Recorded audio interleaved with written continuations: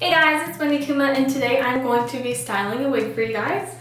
This wig is a lace front wig from Art of Wigs. It's heat resistant. So some of the techniques I'm going to be using on this wig are only good for heat resistant wigs. I haven't really tested them out on just like regular synthetic wigs. But one of the reasons why I love Artist so much is their wigs are heat resistant. I'm going to be using a lace front wig. I will show you guys how to cut the lace off. It's pretty simple. In this video, I'm going to be styling Mai Valentine from Yugioh.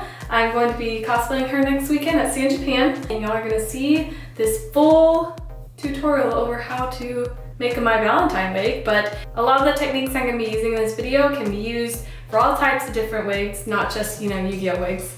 But hopefully it gives you guys a good understanding on how to begin styling wigs. If you'd like to know more about wig styling, I would definitely check out Twins It Cosplay. That is where I got most of my information on how to style wigs.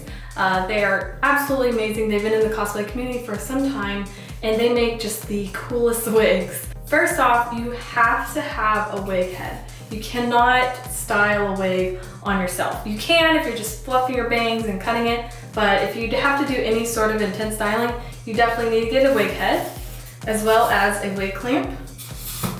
And you're gonna want to pin the wig to your wig head. Really, all wigs should be kept on wig heads once they're styled, because if you just throw it back in a bag or something like that, it's gonna lose the fluff and the styling that you've done. So I went ahead and bought a bunch of these wig heads for all the wigs that I have that are styled, and I would definitely suggest they're only like $3 a piece. It can be expensive if you have a lot of wigs, and when you travel with styled wigs like these wig heads, I see some people, they use Build-A-Bear boxes and they just put the wig into the Build-A-Bear box. I personally just put them in just a cardboard box. It doesn't really matter, or a plastic box, whatever you can afford. But yeah, so I'm gonna go ahead and get started on this wig. So first off, you will need to get two different types of comb. A wide tooth comb for combing out the tangles. The second comb you need to get is a teasing comb, because this is how you're going to get the volume to your wig. You also need to get some got2b ultra glued styling gel for smoothing out the tips of your spikes, as well as lots of hairspray. Don't get anything too expensive and fancy, just get something that's not too expensive and has lots of firm control. You also need a sharp pair of scissors. A blow dryer is what you're going to be using for the most of the heat forming, and you can also use a hair straightener to straighten pieces of hair, as well as curling iron depending on what you need. You also need some small rubber bands for parting your hair. This also helps if you're making spikes, which I'm not covering in this tutorial. And for this particular wig, you're going to be using lots of hot glue. You can also get some mane and tail detangler. This helps detangle your wig, as well as making brushing it easier. Cutting off the lace from a lace front wig is pretty simple. All you have to do is just go along the hairline really carefully and just make sure not to snip too much of the hairs off. You're going to want to part your hair into different sections, whether it's the bangs, the spikes, whatever your wig calls for. I did mine into 3 sections in the front, and then 1 section in the back. I basically took my middle part and took a small layer of hair from each side that I'm going to lay over the wefts that I glue into my wig. I'm also going to band up the back of my hair just so it doesn't get in the way. Now I'm going to work on one side at a time, and I'm basically going to take most of the upper half of the hair and flip it backwards. I'm using a blow dryer to heat train this hair to stick up higher, and then I'm going through with a light amount of hairspray and a teasing comb to tease each section of the hair. You're just going to go through each section and tease the crap out of it until it just looks like a hot mess. After I teased the base wig, I went ahead and glued in more wefts. This is optional, but because Mai has long hair and the lace front wig that I bought has short hair, I wanted to make it longer. Once I put these wefts in, I went ahead and teased it as well. I did not tease the top layer because that is the hair that's just going to be pretty and just lay over all the teased hot mess. When everything was done being teased, I went ahead and put the top layer of hair over it and tied it off because that section is done.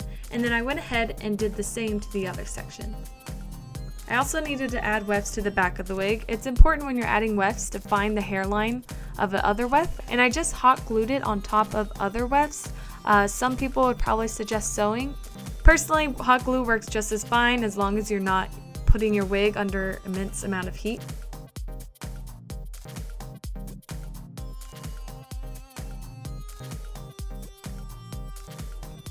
And then once I glued in all the wefts, I went ahead and lightly teased the back of the head. I did not tease it as much as the sides because my hair is more voluminous in the front.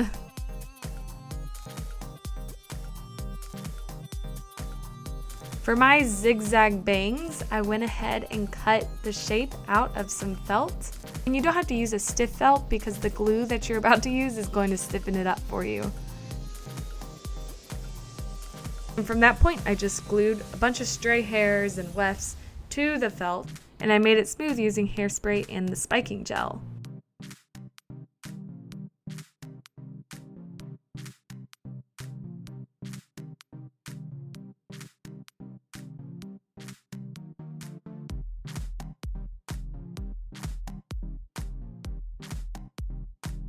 Make sure to cover both sides of the felt with hair. And once everything is all glued together, you can go ahead and add it to your wig. I wedged the spikes in between layers of hair to hide the seam, and then I used some of the hair to cover up where it was hot glued.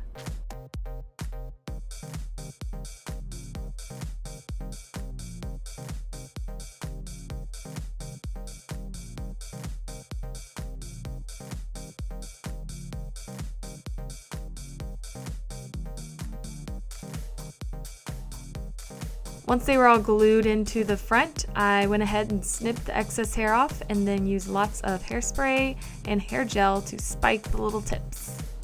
And that is how I did my Mai Valentine wig.